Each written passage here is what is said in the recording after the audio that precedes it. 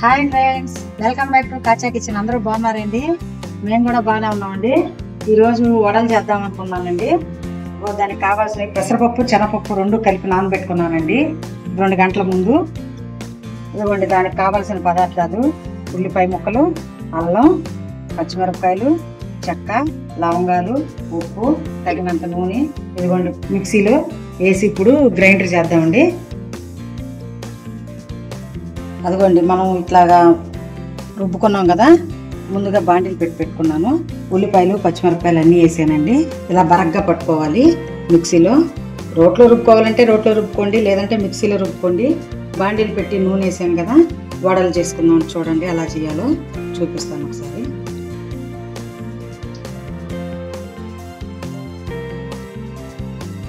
Nellore side ఇలా చేసుకుంటారండి మసాలా వడలు. మీ సైడ్ ఎలా చేసుకుంటారో కామెంట్ రూపంలో తెలియజేయండి ఒకసారి.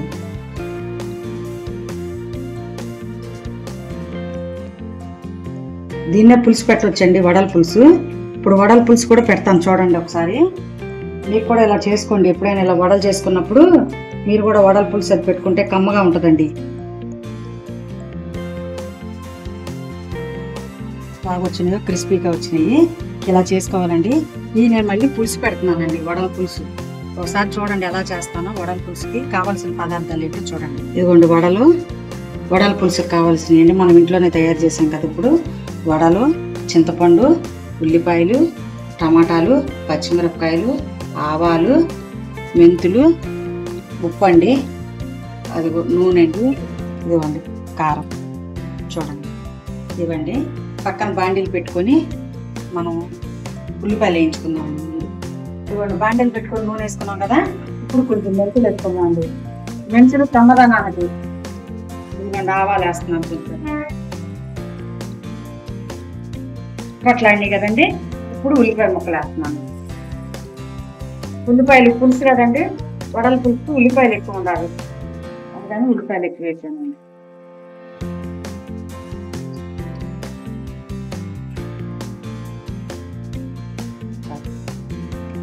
సరిపడంత ఉప్పు వేస్తానండి. దీనికి బాగా మగ్గుతాయండి, ఉప్పు వేస్తే తొందరగా మగ్గిపోతాయి. ఇలా పక్కన పెట్టుకున్నామండి, యాగనివ్వండి. ఇప్పుడు మనం టమాటా ముక్కలు వేసుకున్నామండి. బాగా మగ్గనిద్దాం. టమాటాలు కూడా వచ్చి బాగా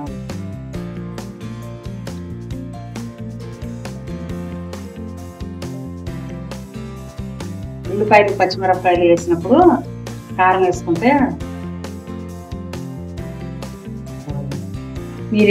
మేము ఎక్కువ తింటామండి. మీరు ఎంత తింటే అంత చూసుకొని వేసుకోండి. చూసారా కలర్ మారు. అదిగోండి చింతపండు పులుసు వేస్తున్నాను చూడండి.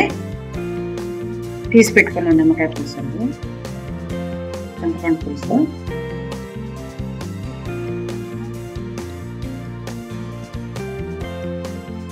తిప్పు పడకుండా ఉంటుందండి ఈ విధంగా చేస్తే. ఎక్కువ పోసుకోవాలండి నీళ్లు. పులుసు మితంగానే పోసుకోవాలి, నీళ్ళు ఎక్కువ పోసుకోవాలి. ఎందుకంటే వడల్లో పులుసు ఎక్కువలో అవుతుంది, అందుకని ఉబ్బుతాయి కదా, అందుకని ఎక్కువ పోసుకోవాలి.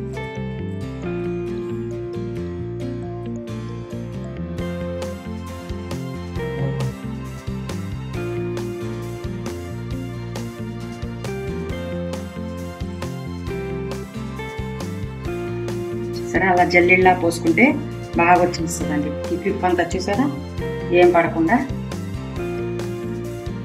మనకి ఎంత కావాలో అంత వెళ్తుందండి. పులుసులో వేద్దామండి. ఈ వడలకి ఇలా బొక్కలు పెట్టుకున్నాం చూడండి. ఇదిగోండి పులుసు బాగా పడుతుంది. ఇదిగోండి ఇలాగా, ఇదిగోండి ఈ విధంగా. మన దగ్గర కాబట్టి ఇంత గుల్లగా వచ్చినాయండి. బయట అయితే ఇలా ఉండవు, గట్టిగా ఉంటాయి, పులుసు పీల్చదు. వడలకి 1 గ్లాస్ పెసరపప్పు, 1 గ్లాస్ శనగపప్పు వేసుకొని మీరు ఎన్ని ఎర్రగడ్డలు వేసుకుంటారో అన్ని వేసుకోండి, బాగుంటాయి మీకు నచ్చినట్టు. అది అదిగోండి మూత తీసాం కదా, పులుసు అలా తెరులుతుంది. ఇప్పుడు ఈ వడలు వేసేసుకున్నాం అండి. చూడండి పులుసు ఎక్కువ కావాలండి వడలకి, పీలుస్తుంది కదా.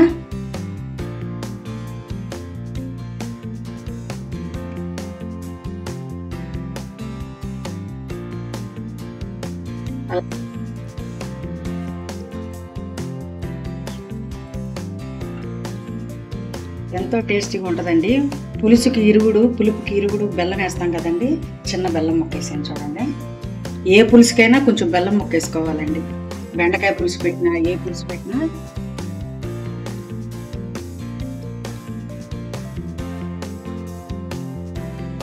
బాగా పులుసు వడలు పీల్చుకునేదాకా ఉడకనియ్యాలండి.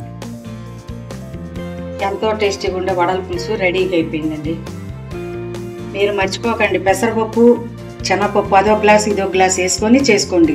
అలా చేసుకుంటే చాలా టేస్టీగా ఉంటుందండి వడలు. మామూలుగా తినడానికైనా పులుసులోకైనా బాగానే ఉంటాయండి. స్టవ్ ఆపేస్తున్నాను. మూతేస్తున్నానండి. చూడండి పులుసు ఉందో అంతా పీల్చేసిందండి. ఇప్పుడు కొంచెం ఉంది చూడండి, పీసు అంతా పీల్చేసింది. కొత్తిమీర వేయకూడదండి దీంట్లో, అదొక రకమైన వాసన వస్తుంది వడల పులుసులో. ఎందుకంటే వడల్లో ఆల్రెడీ వేస్తాం కదా అక్కర్లా. ఎంతో టేస్టీగా ఉండే వడల పులుసు రెడీ అయిపోయింది. మీకు నచ్చినట్లయితే లైక్ చేయండి, షేర్ చేయండి, సబ్స్క్రైబర్ చేసుకోండి. Bye friends.